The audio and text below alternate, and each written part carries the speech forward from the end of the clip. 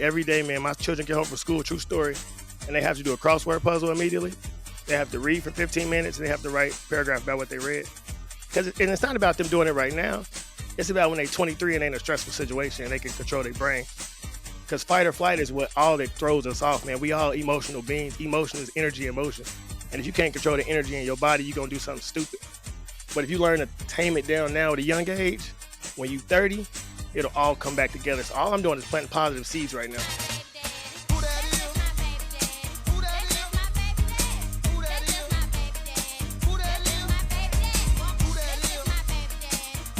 Welcome to another episode of Just My Baby Daddy Podcast. It's your boy AJ. It's the bougie baby daddy Eli. And today we got a model, we got an actor, we got a basketball trainer. But the title that I like that he goes by that I like the most is Misunderstood Genius. I love that title. I love it. We got Mr. Johnnie Calloway on the show today. How you doing? I'm doing good, sir. How about yourself? Good. So you're the first guest we had all the way out there. Though. Oh man, I appreciate the opportunity. Yeah, we got coming live from Kansas City. You're the first guest we had from out there too. Oh yeah, man. Grateful. We're going to start you off the same way we start off everybody in every episode is, what does it mean to you to be a father? Oh man, true story. It's my reason for living. You know, like I say, the same way Jesus died on the cross for us, man. I sacrificed myself for my children. I became a dad when I was 20. So, I officially became a dad when I was 18. My first son, Jay Sean, he passed away at birth from a chromosome issue called trisomy 18. So at 20 years old, I become a father to my daughter now. And then I have another child, Johnnie Jr., who passed away at 4.5 months from SIDS. So my first two sons, I passed away. So my daughter's still here, but she the one that put me on track because as a young dude, you can't be hanging with your homeboys. You can't do a lot of stuff when you become a father at a young age. And I was 20, and my baby mama was 26. So it was a lot. It was a learning curve of dealing with an older woman. She had already been through college, and I was just this young kid who, because of my upbringing, I was still sheltered to the world. I say like I was like a hood Amish kid because we grew up without lights in the house. So I was either at school or when we came home, it wasn't no lights. It was reading a book or studying an encyclopedia or doing a crossword puzzle with my mama. So I was real disconnected from the world. And even to this day, I feel like I'm an alien because I don't relate to a lot of stuff that people talk about. I didn't go to college and none of that. I know working and taking care of my children. So I've probably been to a club maybe 5 times my whole life, if that. I've done nothing but raise my children. Like I'm really a daddy. So when I say I've sacrificed myself, I don't know fun. I know responsibility and I know duty. Wow. So when you look back, even though, like you said, you lost your first child early, but at that point, what was it about you that you had to look at to kind of start changing, to start maturing, to start becoming that father that you started to grow into? And I credit my daughter for that. I say the reason that I lost my first 2 sons is because I wasn't man enough to raise them into the men they should have been. I graduated high school with a mouth full of gold teeth. I had 22-inch rims on the car. I was just the average hood dude, but I didn't realize I was portraying myself that way. I was a product of my environment. But once I had my daughter, I always say the older she gets, the more I understand life and the more I value women. Right. But I didn't want her to see her daddy with gold teeth. I didn't want her to see me with sagging pants. I didn't want none of the attention. I said my daughter is the reason I'm married. Right. It's because I wanted her to see every day as how a man should treat a woman. Wow. And if I don't have a little girl, I don't know if I changed because I know the Johnny I was. I know how I ran around with 4 or 5 girls at a time. And my daughter gave me a reason to set a good example. And then when my son's becoming behind that and watching them grow into young men I don't want them caught up in the world of chasing behind women because I know what they did to my life. I know how far I could be with my basketball career right now if I wasn't sleeping with girls. So I always say, man, I'm getting to be a kid right now, but I'm a daddy at the same time. So it's like a real unique experience because I don't feel like I'm raising my kids. I'm growing up with them, if that makes sense. No, that definitely makes sense. What is the biggest adjustment when you're talking about?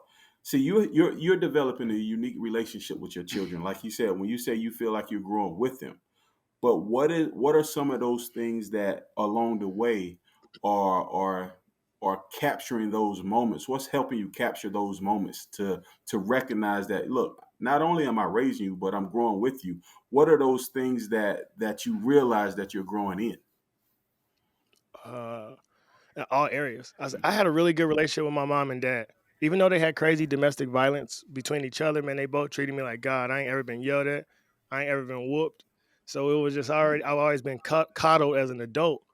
But I also know what they was missing. Like my father got off work every day and he came home, would drink a beer and go to sleep. Mm. He didn't see me play basketball until I was a junior in high school and I scored 33 points. And he was like, damn, you really can do this.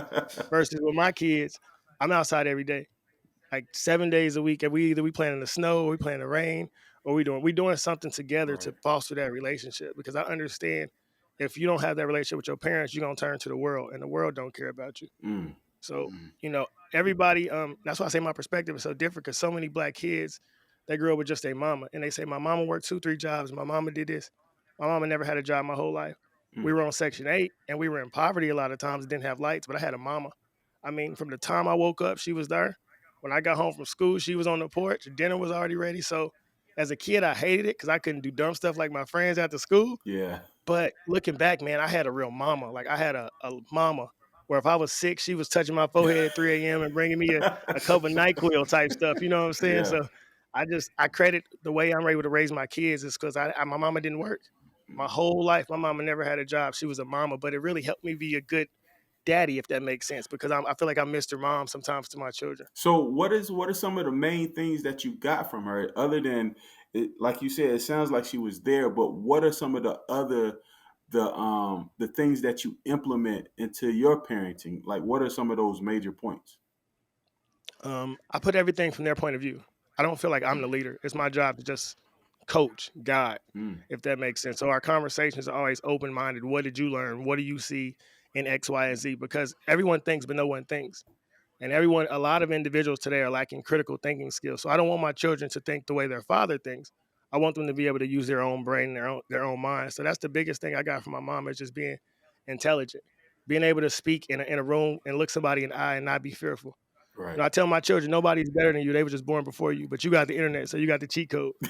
And That's true. we can go as far as we want in life, and I don't apply any of the worldly limitations to my children, and I let them know no matter what you do, the people gonna criticize you. So my mom, like if I was doing something, let's say like reading or writing, I would have to do a book report. Like Mhm. everything was always real detailed, because as a man, she always said you are a walking resume, and whether we like that or not, when you walk in the room, people gonna judge you. First So and you can either foremost. be upset about that or you can shock the hell out of them. The choice is yours. Right.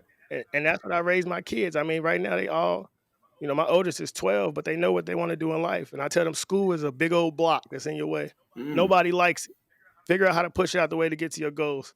That's how it works. I'm not about to lie to you until you're going to enjoy it or you're going to have fun. Yep. Nah, most people hate it. But if you want to get where you got to go, you got to finesse the system. Wow. So what is something when you talk up, because that's interesting. If you really if you're really trying to make it happen, you realize that you have to engage in the system that is placed in front of you, and you have to navigate that. So few people that we talk to actually teach that. They teach it in a straight line, but it's not really a straight line. It's a like a game that you have to navigate. Now the rules of the game changes based on who you are. Like you said, when you walk into a room, you automatically judge. But how do you teach them how to navigate and to play the game that is that system? How do you teach that though? Oh, I tell my children, follow all the laws, but break all the rules. Because you got to follow the laws. You got to do what's told, but the rules are flexible. Because if you got more money, you can change the rules. If you look better, you can change the rules. If you're a woman and you got a nicer body, you can change the rules. So make yourself so valuable that they adjust the rules for you. That's dope. We know skin color don't matter, but if you allow that to stop you, then it's gonna stop you. But be so great that can't nobody say nothing to you. And whether that's reading a certain book or studying in a certain field or becoming a philosopher, I can't tell you what your cheat code is. But the same way as a bunch of different rappers who can get to the top by having a different style, that's available in all areas of life. We just can't be limited to basketball, rap, football. We got to know we can finesse every system in this world and Mhm. get to the top. And I'm just fostering that system in them. Like every day, man, my children get home from school, true story. and they have to do a crossword puzzle immediately. They have to read for 15 minutes, and they have to write a paragraph about what they read. And it's not about them doing it right now. It's about when they're 23 and they're in a stressful situation and they can control their brain. Wow. Because fight or flight is what all that throws us off, man. We all emotional beings. Emotion is energy in motion. And if you can't control the energy in your body, you're going to do something stupid. But if you learn to tame it down now at a young age, when you're 30, it'll all come back together. So all I'm doing is planting positive seeds right now. So you basically teaching them how to Yes, sir. think and process. Now, where did you get that level of because you have to have insight. You have to have some type of a level of wisdom that allows you to kind of start instilling these type of gems early. But where did you get that from? Where did you get some of the Um, stuff that you're starting to instill and teach? Man, I personally think everyone is born a genius, but our environment slowly strips us from us, and we start believing we can't do stuff and accomplish stuff. But growing up with my mom and my dad, I always had a huge intuition. Like I knew when they was about to get into an argument. I knew when something was going off. I can still remember to this day being like 5 years old and getting a phone call. I knew that they were saying my uncle was dead. I can remember when the phone rung and my body felt that they was about to say my grandma was dead, and she was. I've Wow. just always had like an insight on life, but I guess I didn't grow up with TV, so I wasn't watching TV. I've never been programmed by somebody else's thoughts, Mm, and so because I've always been Johnny, I came home and I think. So now when you put something in front of me, my brain I gotta question it. And then now with me doing movies and being in commercials and saying cut, stop, say that again, do that again, cry with that. It really makes me look at everything in the world differently because everything is put out there to sell you emotionally. If I'm on the news right now, it really ain't about the story, it's about my emotions. If I'm mad, I'm throwing that anger at you and you're gonna be mad too. If I'm sad, you're gonna catch that and you're gonna be sad too. And so with me growing up with parents that had so much friction in my house, I was always highly aware of what was about to pop off. right. Growing up in the hood, you got to know when somebody about to start shooting. So my intuition has always been there, and I've been able to just translate that to mainstream media and see the same games that were played in the urban environment. It's been played on the masses now on the national televisions, and I just think I'm aware of it. I guess that's the best way. So when you unplug from the matrix, we got to teach our children early what we learn late. Dope. So Dope. so so Because let me. when a lot of people say that, a lot of people say that we're in the matrix, but they don't understand that is bigger than just words. It's action, it's theory, it's a lot of things that go into the navigation into the understanding of how to get through it. But very few people actually start talking to their children early about this type of stuff. Now, the first time you had that conversation, how do you start the conversation like that with your kids? Like I And said, when man, and at what point do you start it? it was young, so the route was real unorthodox. So mind you, I never went to college, bro. I graduated high school with a 1.9 GPA, but I always been able to think. So when my daughter was in kindergarten, I went up to the public school, and I just didn't like the environment. It was parents with loud music and smoking weed and all that. So as a daddy, I was like, I got to do something. I went and applied for a job at the best private school in Kansas City. Out of 53 candidates, I got the job as the lead IT guy. From there, I was able to get my daughter in private school on a 50% discount. Wow. And from there, it just since she was in private school, I was working there 5 days a week. So 5 days a week, I'm driving to school, my daughter in the back seat. I'm walking past her classroom every day. I'm sitting at lunch with her every day. I'm outside at recess playing with her every day. So I didn't even have to push it because I was working at her school. So as a daddy, I say my life is different because I was 7 days a week with my baby girl. And me and her mama wasn't together. So this is just me and daddy and daughter. So the conversations just came just naturally, just walking in the store, picking up dinner, getting ready for school in the morning, driving to school, walking in the hallway, leaving lunch. Like, so it just became our relationship was so close. And my other children naturally saw my daughter so close to me, which they wanted to be just as close to their daddy as well. So, and with me working in the school and being a cool guy, it kind of made my kid like me a little more. So I've just always been into it with the kids. You know, I say most parents are out of touch with their children. And working at a school, it just gave me real good insight on what's to come, what to look for in the next 5, 10 years. And I Mhm. just say most people, once you lose your kids, you lost them forever. And I don't want to control my child, but I want them to always say if they do something bad, not I'm scared to tell my daddy, but let me tell my daddy so he can help me with this. Got you. Now, off the let's talk about something a little bit off the path because you was talking about public, you talking about private. Um, I haven't asked too many people this question. What do you feel the biggest difference between public schools and private school is? Parents, 100 million% is the parents. It's Because just. I mean, the teachers are teachers are teachers. Hmm. Kids are gonna be kids. So the one difference is in a public school is that if the kids are there, those parents sought out that school. And those parents wanted their children in that particular environment for a reason. Versus in the public school, is whoever live in the neighborhood. So no matter how good you as an individual kid can be, if everybody in the other class don't really care, then the teachers can only do so much. They can only play the role of teacher and parent as much as they can. And I don't. I went to public school, so I get it.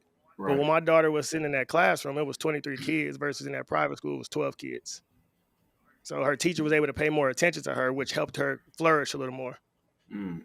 So, do you think the overall education is better, Um, or how actually let's take something different, because when you say you are a really big thinker, right? You grew up like that. That's just the environment that you were in, and you had to do it.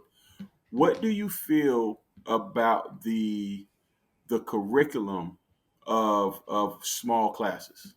Like, do you feel like there's value in that? yes, just because the kids can get more individual attention. Like I've got my children really comfortable. Raise your hand if you don't know a question. Mm, If that don't make sense, push back, ask. Like if anybody ever gets mad at you for asking a question, they don't know the answer. got you. But you gotta be confident to speak up to say I don't know this. Can you help me explain this again? I still don't get it. Explain it one more time. Come on, tell me one more time. I don't get it. Like I'm fostering those type of people. Don't ever walk away from a situation unconfident. Not And with dope. the smaller classrooms, the teachers are able to give you that more attention. Unfortunately, and with the public schools, like I just parents play a huge role. I can say working at their private, I worked there for 6 years, and to see kids. I mean, if they got a basketball game or they got man whether it's a wax museum, they got both parents, both sets of grandparents, aunties and uncles, and that's the difference. I promise you, because I can say myself, man, my parents didn't attend anything I did as a kid. Hmm. They didn't care about my grade card, they didn't care about parent teacher conferences, they cared about drinking beer and smoking weed. And so if they didn't care, why should I care? But my Right. children, they see how much that they get in the car. I'm asking what you learned today, what you do. So when they see that it's important to me, it's important to them. If my children see me with some headphones in, they don't say, "Daddy, what music you listening to?" They say, "Daddy, what audiobook you listening to?" Because when you plant good seeds, your children become good gardens, good flowers. And I just look at that, and that's the biggest difference in the school system. Because you can put your kids in the best school in America, but they don't have parents to tell them what time to go to bed, what time to get up in the morning, and to do their homework. They're gonna fail. It's true. So I do have a question, right? So you talked about what you saw as a kid, that interaction between your mother and your father. And I know that's gonna be very, very difficult to see, right? But does that leave you foster any resentment towards your father when it comes to that type of situation? Oh man, as a kid, I did, but I looked at him through my mama's eyes. If I'm being honest, as young black Mm. men, I say we be son husbands to our mama, Whew. and I keep everything honest, man. I paid my mama's rent. I was paying her cell phone bill. My first tattoo on my arm said "Mama's gift." Like I was a mama's boy to the T. And she manipulated me. I love her to death, Mm. but my mama manipulated me and shaped Mm. me like she did my daddy. I turned 18. I probably had 25 different bills in my name. Good gracious. all because of my mama. You know what I'm saying? Like I remember being a kid and me and my little brother going to a Pizza Hut buffet with my mama, and then we didn't have no money, and we just getting up and leaving and running, and the police coming. And just we went through a lot of crazy stuff when my daddy was in jail. But I don't have any resentment towards either one of them. They were just humans trying to figure out this thing called life and raising kids. My mom overdosed on opioids in 2015. She just but like I said, I don't judge her or my daddy because man, life is hard if you don't have nobody to guide you or let you know. My mom came from a single parent household. My dad was raised by a stepfather who beat him, so they were broken people. And when you broken, you just keep going until somebody break the cycle, and that just happened to be me. But as a kid, I didn't have this mindset to not judge. I judged both of them. I was upset at both of them. I had a lot of anger towards them, and I say that's why I had my first four children because I was judging them, so I repeated their same mistakes. Hmm. And once I made the mistakes, I was able to step back and look and say, damn, I'm living the same life my daddy was. So I had to go to him and say sorry. Mm. What was that point of realization for you though? Like, what was it? A certain event, or was it something that you faced? What was it that caused you to take that approach and change? Um, Man, I've never been like a really angry person. And I mean, as a kid, I played basketball a lot, so I did a lot of fellowship of Christian athletes, basketball camps and stuff. Like I said, my dad totaled out my car when I was 16 when he was drunk driving. And I remember fighting him in the middle of the street and then just dropping down and praying to God and asking God to forgive me because, I mean, I still knew that was my daddy at the end of the day. But if your mama and daddy fighting, your daddy bigger, so you're gonna protect your mama. That's natural. But I had two sisters that are older than me, and they probably spent the night at our house one time in my whole childhood, and I always, questioned why my father didn't do more to get them in my life or why we didn't grow up closer.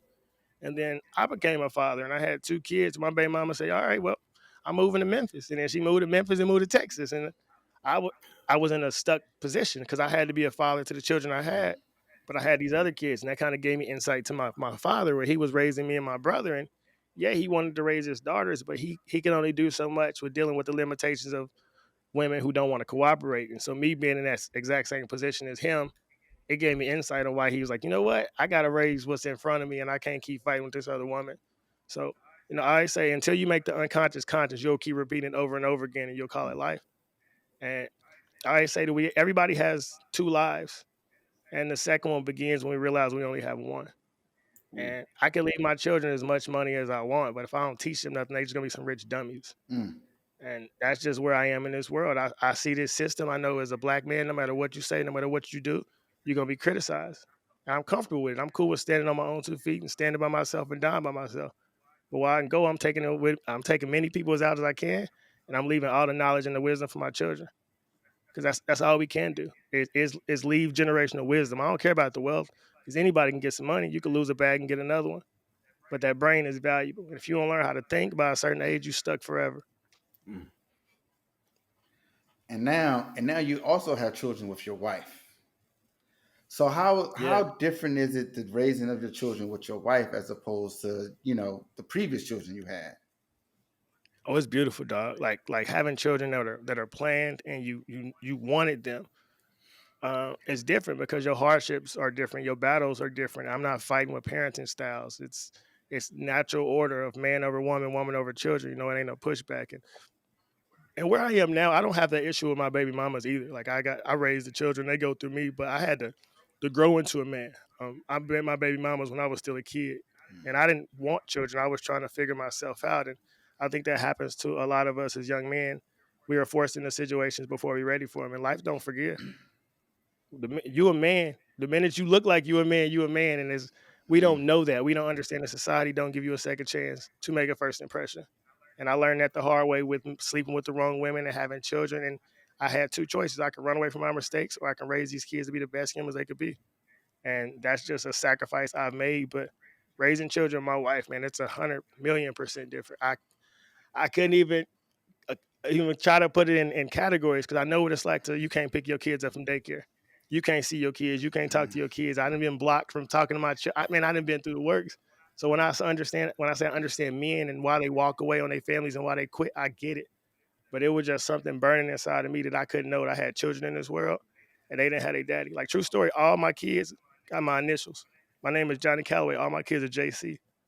Because too many black kids grow up without their daddy, and I wasn't having that. You gonna know where you come from, bro. No matter Wow. what your mama say, no matter where she tried to move you around this world, bro, I ain't ever ran from responsibility. And I wanted my kids to have my initials so they could find me. The whole reason I started podcasting and all that is because my baby mama blocked me from talking to my children. So I was like, Mm. oh, these little fuckers gonna see me on TV. They're gonna turn on the movie. They're gonna do something and see their daddy face. You ain't keeping me away from my kids. And true story, man, that's why all this public stuff has happened. It's because my baby mama moved my kids away from me. So this was a checkmate move. And it's working good. That's dope. So what is the biggest thing that you've gotten from your wife to help you continue improving as a father? Um, Man, my wife is patient. Like, I got both my baby mamas are black and my wife is white. And you hear all this story about men dating outside their race. I never planned to. But I can say, man, my wife and my mother in law, bro, they more respectful. They love my children more than anybody I've ever met in my life. And Mm, I don't knock that because of race. What I've learned is my wife also grew up in a two-parent household. I'm mature enough as a man now to know both of my baby mamas came from a single parent household, so their mama taught them to stay distant from a man, not to listen, not to always push mm, back on me. So as a man now, I'm able to have a better relationship with my baby mamas because I understand what they need from me, which they don't really want somebody to submit to. They want somebody to let them be themselves. And I didn't learn, as long as I let them be themselves, I can have my kids. So I say, Wow. as men, these women aren't really as hard to deal with as it seems. We just got, the more we understand ourselves, the more we learn to understand them, if that makes sense. But I had to keep growing. So my wife is, I feel like, it's completion because my first baby mama made me grow up a little bit. My second baby mama made me grow up, and then when I met my wife, I was ready to be the man, to lead the family, to control everything. And my one of my baby mamas was just over here today. I mean, everybody has a good relationship. It ain't no beef, but it's because I'm in control. And as men, we got to be real masculine and keep our emotions under control and in checking it. If you the head, everybody will fall in line. But once you show your emotional side, you know, and I know every woman is gonna manipulate that and try to poke you. And it ain't nothing you can poke me with. You didn't kept my kids from me, and I don't care what else you gonna do. Mm. I do got a question on that though, because we know that is something that causes a lot of uproar in our community, especially when you go outside your race. So how was that dynamic when it was first introduced, or were you even at the point with your baby moms that it didn't even matter who else I brought into my life because you're not in my life, and or how was that? Oh man, as a man, it didn't matter at all. But if I'm being truthful, when my mom passed away, I probably was talking to probably 15, 20 different girls, just being real. And a lot of them either wanted to, let's go out to the movies, let's go out there. And my mama just died, bro. I want to chill. And my wife called me and she said, I want to come over. And I said, I don't want to be bothered. And it's a true story. She said, I just want to come over and sit with you. And that was Mm. different. I never had a woman who didn't want me to go spend money or who want to go out or be seen or just something stupid. And like I said, bro, I grew up in poverty. So I've had every car you can name, every pair of Jordans you can name, but I knew I was still empty on the inside. I knew chasing material stuff wasn't making me happy. And all the women that I had in my life, they also wanted to chase the materialistic lifestyle. And I knew nothing came from that. You know what I'm saying? Like losing two kids and losing your mama, you really look at life like, damn, bro, people matter. Material things don't Mm. matter. Right. And I can say my wife was the first woman I met who wasn't caught up on a materialistic lifestyle, who didn't care if we took a trip every week, who didn't care what type of car I drove, who didn't, you know what I mean? That's really what it was. But I base all it on her family structure. I don't think race has anything to do with it. And I think, a lot of young black girls get such a bad rap for being single mothers or the way they conduct themselves, but they only copying the behavior around them. And nobody has ever taught them to behave better. A lot of men have never looked at them outside of a sex object. You know what I'm saying? So their trust is already shattered. Their guard is already up, which makes them more masculine. So there's just a lot of things naturally that, as me raising my daughter, but also having a wife who came from a family structure, it just shows why fathers are more important. It ain't just for our sons; it's for these daughters. Mm. So when you look at your wife's family structure and where she's come from, what are some of the things that you've taken from that you make sure that you implement now? Because if you didn't grow up with it, in the traditional sense, and that's getting incorporated into your life, and you see the benefits of it, what is some of the things that you take from it? I see the biggest difference is father involvement. Like my wife's, for instance, her dad, he worked, but he wasn't really like emotionally involved with the children. He was very disconnected from them. My Mm. father was very disconnected from me, and I think a lot of men talk about that. So that's the one thing I've learned to implement is that you have to foster a strong relationship with your children at a young age. But on the flip side of that, I've learned that you have to, if you model a good relationship, then the children will see happiness. Like your energy is contagious. And what I understand about myself as a man is everything goes through me. If I'm frustrated, my wife is gonna be frustrated, my kids gonna be frustrated. So I gotta check myself every day to make sure mentally I'm right, that my head is right. So if me need to go outside for 10 minutes or something, or I need to go on a walk, it's whatever it is, because I understand and I control this thing. And I'll say that's what I learned from, watching my wife's grandfather the most, because her grandfather is like the head of their family Mm. versus in my family, my grandma was the head. So everything based around grandma and all that stuff. So it was like the structure was different to see a family where the man was respected and revered. And I think that's the biggest thing that I've really learned and implemented in my family is the way they respect each other. Like I've been married for 5 years now. So I'd have been a gang of her family events.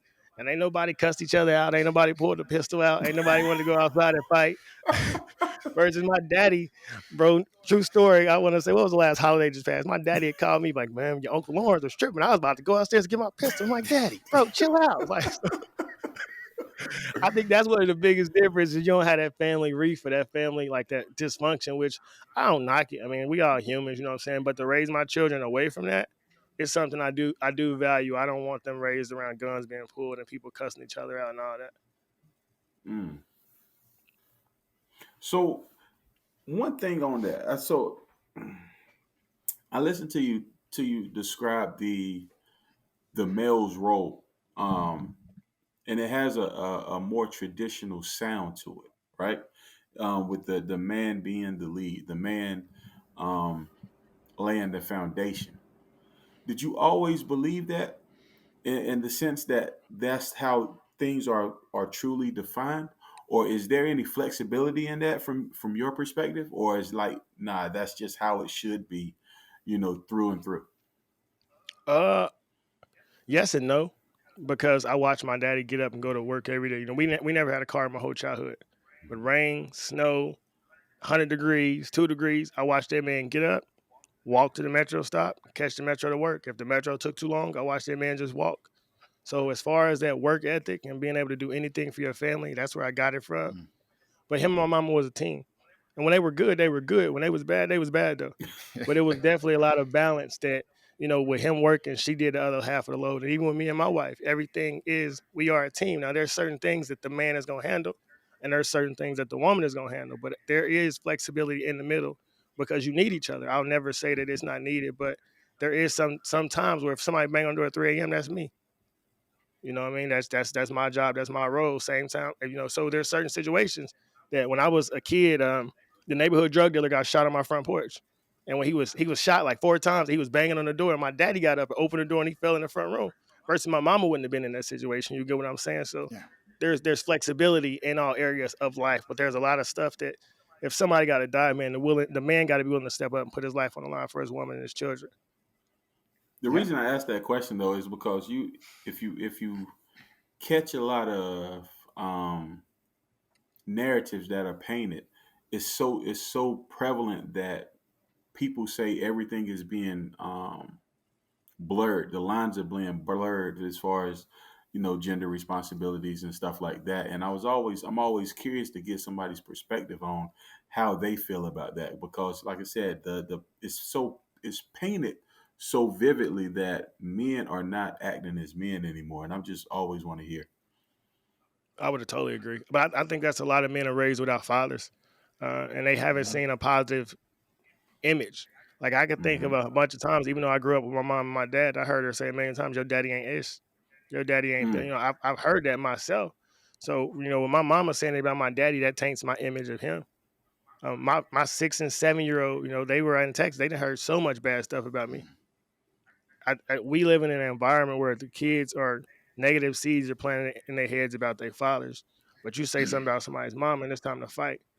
I just the way I moved, I feel like daddies are just as important as mamas, and I don't know when that started in society of saying men ain't this and men ain't that. But when I was a kid, all I heard was how men ain't nothing, and then I'm an adult now, and I'm watching my friends fight to raise their kids. And so I yeah. don't know 5 men who don't want to be good fathers, but I know a lot of them that's tired of fighting with the women. I know a lot of women who got control issues over the children, if we just being truthful, and a lot of men just being difficult situations. Because I grew up with a father, too. When I'm going through something hard, I got a daddy to call. The average man, and I know most men on the island by themselves. Yeah. Nah, that's true. Because a lot of things that you were saying, I'm like, look, it's some truth to that, and it's some things, and it leads us to why we started this. Because a lot of the stuff that you hear is not told by us in the first place. Is pictures that are painted, and they're painted very well. And it's almost to the point where, if we don't start speaking up, if we don't start sharing our stories, it's going to continue, and it's only going to get worse. Because like you said, I actually know more fathers that are involved than are not. Oh yeah. And we had a judge on before, and he stated that the black father is technically, by percentage, the most active fathers out of all cultures. And I'm like, yo, well, why is that story not told? If you look at it enough, it's not true. It's not true in the sense that that's not how it's presented. And so, hearing that, we need to share that. It doesn't make enough money to sell the narrative. I mean, we live in a Mm. consumer-based society. 80% of women are gonna buy more products than men. We savers, we logical. So you got to create a divide. And now we got the internet, so we can share our side of the story. But man, I said my daddy went through hell to be in my life. But the craziest part is I asked him, I said, man, if you can go back and just leave my mama and just live your own life, would you have done it? And he said no. He said Mm. raising me and watching me become the man I am was worth it. But on God, my mama put my daddy in jail so many times. I would watch her call the police, get that man put in jail, and then be crying in the house because he was in jail. Crazy, swear to God, it'd be confusing. And it's funny. It Yeah. happened. It happens all. You know what's funny? It's just like that. If you listen to that Kendrick Lamar album, that we tried together, that song, the way they just argue, that's the way it is. And it happens like that in so many neighborhoods, so many households. And if you weren't involved in it yourself, you've at least seen one in our community. Like it's always like that. Always like that. Yeah, no, I watch my mom and daddy fight. I watch my auntie and uncle fight. I was just raised around violence, and then you couple that with watching all your friends die from homicide. And I mean, from the age of probably 5 to 13, I went to a funeral every weekend from one of my cousins or one of my uncles. And then once I got 13, 14, all my friends started getting murdered. Like the first basketball team I ever played on, it was 14 players, and out of that 14, 9 people are dead, and the other 3 are in jail. And I'm on this podcast right now. True story. Yeah. Yeah. So let's circle back to something else you were talking about when you said your first 4 kids ended up living with you and you got them. You said you went and got them, and it was all cool. But what was that initial transition to you having all of your kids? What was that like? Oh man, I just completed. Well, they got 2 more days left in school. So I got my process has been crazy. So my daughter is in the 5th grade. I've been raising her since she was in kindergarten, and Hmm. then I got my son JJ when he was in the 2nd grade. They got the same mama, and then my other 2, Kobe and Jace, they got the same mama too. And them the ones who just came in KC. But it was probably the hardest thing in my life because I've never been able to live with them. Like they was moved when they was 1 and 3 months old, Mm. so it was literally like strangers. But I'm their daddy. So it was, I mean, they still peed in the bed. It was getting them adjusted to their behavior, listen, the music they was listening. I mean, it was 100% breaking every habit you could think of, and still to this day, it's still breaking habits. But our relationship is so much doper than what it was now. But as a man, I can be honest on this podcast. Like it was weird. Like when they hugged me, it felt different than when my other kids hugged me because I didn't get Mm. to grow up with them. So it was like it felt weird, but it's like, damn, this is my son, and he been missing this, but I've been missing this too. So it's like little stuff that they don't talk. The world never speaks about from a man's standpoint. Like my sons are damaged from what they lost from their father, and we can never get those 7, 8 years back. And like my baby mamas, man, it's weird because I raise the children now, but I know it's only because I'm successful.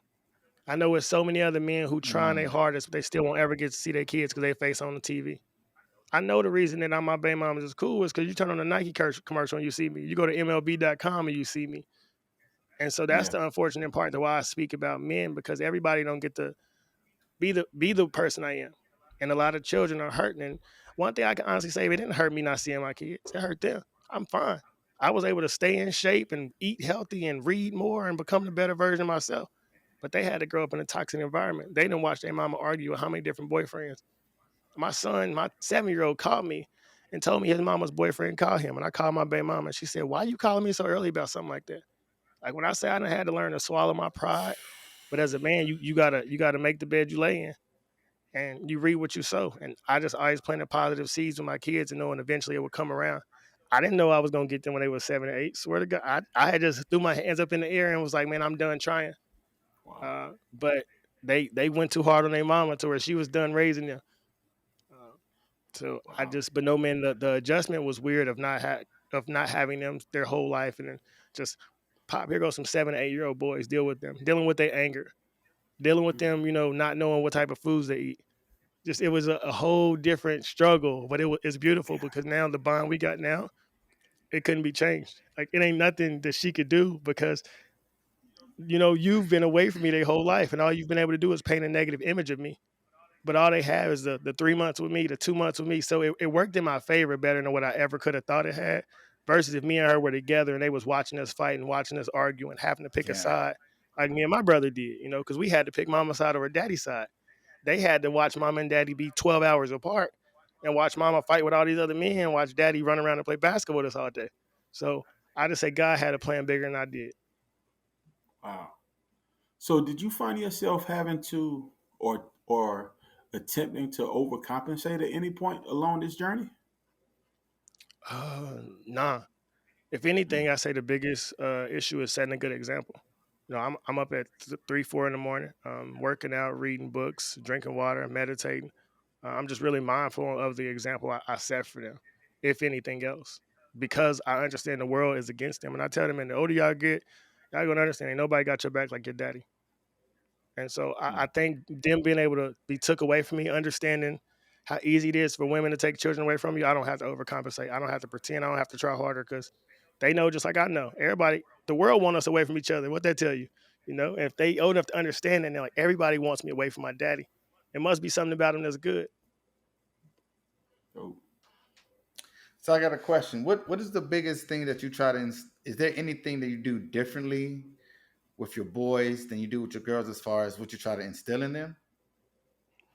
Um,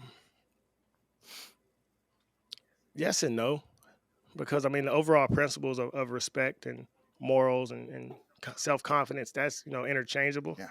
But with my boys, like man, the way I can talk to them about women is I'm really honest. Like I'm really honest. Your private part is gonna be your best friend and your worst enemy. You make the wrong mistake and you gotta deal with this girl forever. Versus with my daughters, is letting her know just truthfully, your body is a brand new car. And the minute you let somebody drive it off the lot, it start depreciating. Like I'm not about to sugarcoat life with her. I'm gonna be very transparent and very blunt. And you take it and do what you want with it. I'm your daddy and nobody's gonna love you. But somebody gotta be real. We live in a society where the people say Kevin Samuels is disrespectful. I'm like, bro, y'all should hear my daddy and my grandpa talk. Y'all ain't heard nothing. And so with my daughter, I read one of my favorite books is The Art of Communication. And so it's learning how to say things that make people sound good because everybody wants their ears massaged.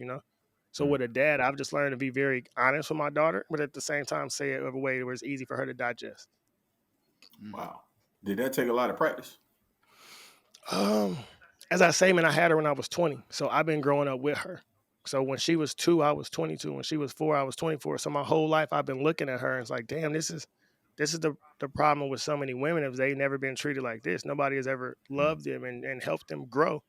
And the relationship that me and my daughter got is nuts. And I just see that's what a lot of women are missing is a close relationship with their father, somebody who loved them and support them. And we all know, man, confidence is everything. And if nobody ever put confidence in you at a young age, and I know how black mamas talk to their daughters.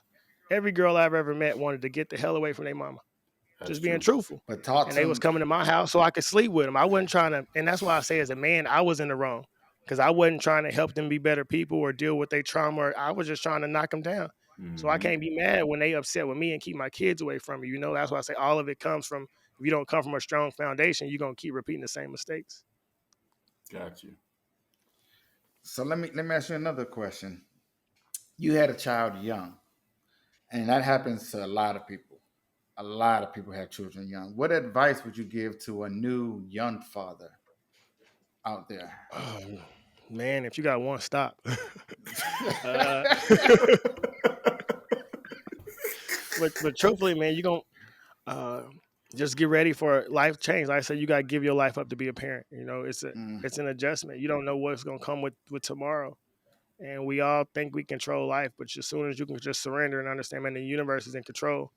I didn't know when my son passed away at 4.5 months. I still remember seeing him that morning, getting him dressed, kissing him, and putting him in the car seat. I didn't know that was the last time I was ever gonna see him. So I just think when you become a parent, man, it's really to value every second and understand that this child isn't yours. It's the world's child, and it's your job to help them grow. But eventually, they're gonna have to get out on this thing, and that's how you'll know if you did a good job or not. Right now, I can't tell nobody I'm a good daddy. My kids in my house every day. I run them. When they go out on their own and they got to be grown people, that's when we'll see if I did a good job or not. But right now, I'm still driving the car. They in the back seat. And so I just say for young men, understanding it's a long journey. It's the ups and downs, and you got to be willing to learn and be self-reflective and step outside yourself. Because if you keep your ego in control and you want to control the situations, then you're gonna take L's. But man, my baby mama's destroying my ego. So I've just learned, man, all you could do is just do what you can and foster the good seeds on the time you get with your child, and and just understanding to pay long-term dividends. But don't ever worry about today or tomorrow. Life is a long, long ride. Mm. And if I was still fighting my baby mamas, I don't have my kid. But my children are all under 10 and I'm raising them. Ain't no more fighting, ain't no more arguing. So I just say as a young, I graduated high school 14, 15 years ago, 160 pounds. So I just say as man, make yourself so great that the world can't deny you. Every man should walk around looking like a Greek god. I've read 30 books in the last 2 years. Like when I say set yourself apart and be great, you can be great. And and I know every woman want to be attached to greatness. So you could be a bum for 20 years, but if you become lit at year 25, she gonna be proud you are a baby daddy. True. That's just life.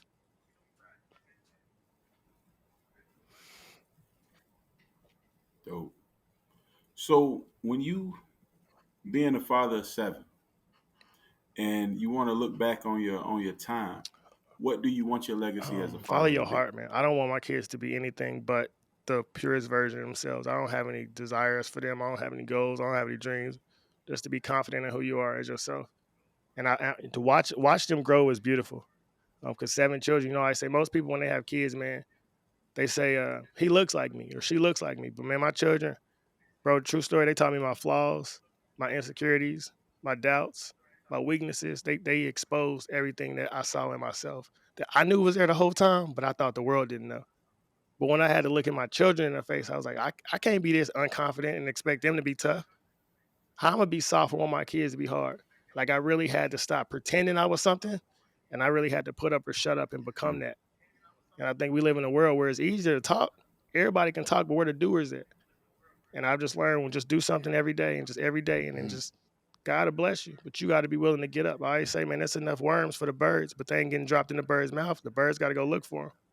The same thing for us, man. God, make sure we have whatever we need, but you got to get up and go get it. Gotta go get them. Mm. Nah, that's dope. Because what you said right there is something that we don't actually take the time and think about. That a lot of people say experience is the best teacher.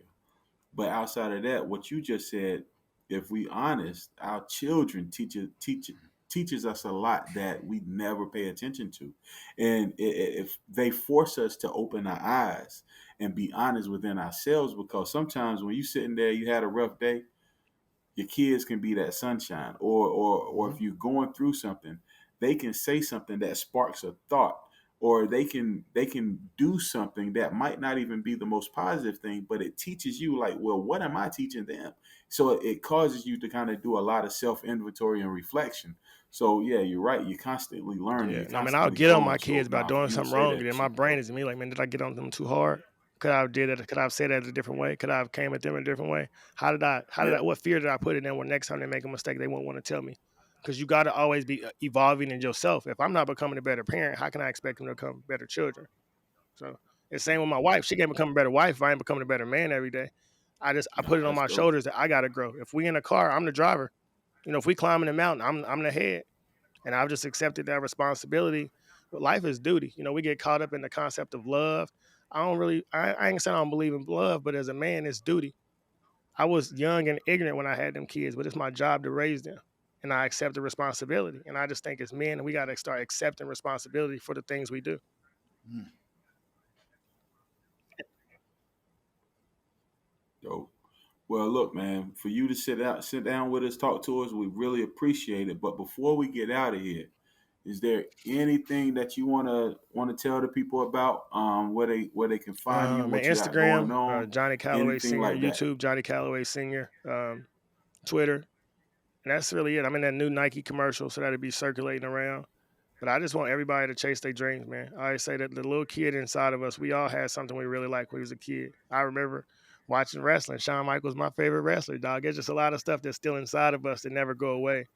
And for some reason, when we grow up as men, it's like we got to be serious all the time. We got to be hard. And I don't know where that concepts come from, but I just want to break the narrative that as men, bro, still be the best version of yourself, but don't let that kid inside of you die.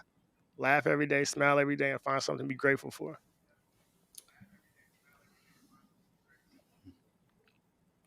It's good to That's have dope. fun. Oh, It's good to have look, fun. one question: how much pressure did Man, you believe it feel or when you not, had to it throw out wasn't no that pressure first at all. pitch? Like I said, man, my mind is different. My only regret is that I didn't throw it way harder. That I would have launched that damn thing. But I say anybody can play pro sports, And I say that because when you walk out there in that arena, bro, you can't see nobody. It's 20,000 people, so you can't even focus on nobody. So all you can do is lock in. But my mind is like I do meditation every morning, so I'm really like a tunnel vision, and I don't watch TV. I don't listen to music for real, so I'm just like my brain is empty. Like my brain is my brain. I grew up in the hood, so I don't need to care about rap. I need to know. I read literature from the 1800s. I want to know what was they talking about when we wasn't allowed to read. That's what's important to me. And the more I grab that, it's like, oh, that's where all the secrets is. I tell Mm. everybody, read Ralph Waldo Wow. Emerson, read James Allen as a Man Thinking. Go read Thoughts or Things by Prentice Mulford or The Science of Getting Rich. Man, you read some of these books, you're like, oh, this is why they keeping us. This is how they keeping us in the dark. I read The Miseducation of the Negro by Carter G. Woodson, the autobiography of Malcolm X. Man, there's just so many books that get your brain going to where I don't have time to be caught up on entertainment. I'm trying to get this money.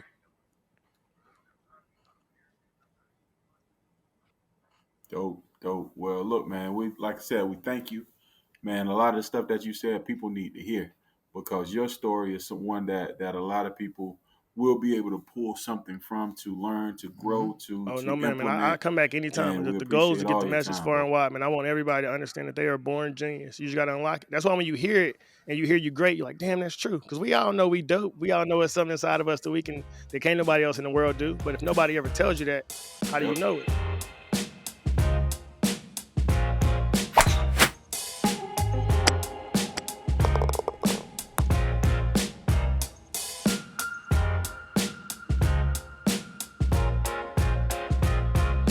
Thank you for watching another episode of Just My Baby Daddy podcast. I know you like what you saw. So what I need for you to do is go back and look at past episodes. Make sure you like, subscribe, and share our YouTube page, Just My Baby Daddy Podcast. And you can follow us on all social media at Just My Baby Daddy Pod.